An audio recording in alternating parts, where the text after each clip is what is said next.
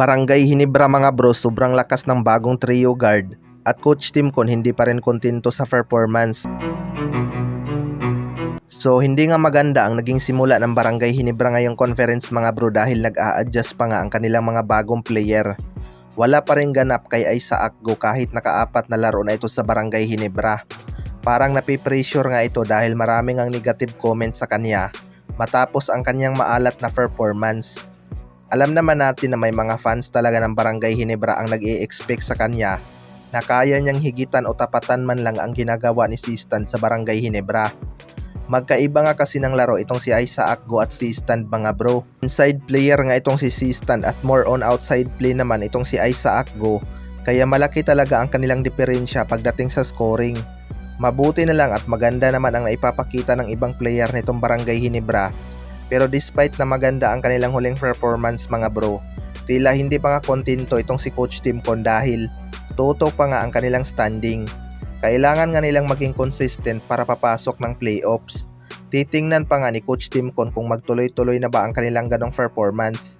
Kailangan nga nilang makabawi sa Blackwater Busing at Rain or Shine mga bro, matapos silang talunin ng dalawang team na yan.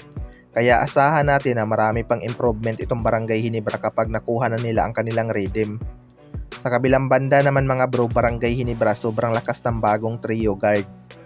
Ito nga Barangay Hinebra ay unti-unti nang nakukuha ang kanilang timpla mga bro. Alam naman natin na magaling talagang magbalasa ng player itong si Coach Timcon.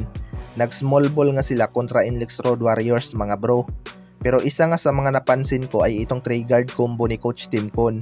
Starting 5 nga itong sina Scotty Thompson, Stephen Holt at Maverick Ahanmisi. Mukhang hindi naman nagkamali si Coach Timcon na pinagsabay agad ang tatlong ito dahil grabing depensa nga agad ang kanilang pinaramdam sa Inlex Road Warriors. Kapag na-double team ni Stephen Holt at Scotty Thompson ang import ng Inlex mga bro, hindi na nga ito makakagalaw ng maayos kaya na-limit ang scoring output nito.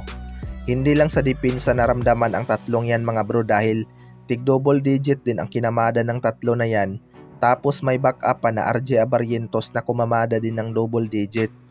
Nag-combine nga ang apat na yan ng 84 points mga bro. Kung magiging consistent ang apat na yan sa double digit, siguradong mapapadali lang ang trabaho ni Justin Brownlee mga bro na mag-facilitate ng play. Makakaiwas na din itong si Maverick Ahanmisi sa possible trade kapag nagpatuloy pa ang kanyang magandang performance. Alam naman natin na may mga trade rumors sa kanya kapag hindi maganda ang kanyang magiging performance ngayong season. Kaya abangan na lang natin kung magiging consistent itong mga locals ng Barangay Hinebra. Kayo mga bro, ano masasabi nyo tungkol dito?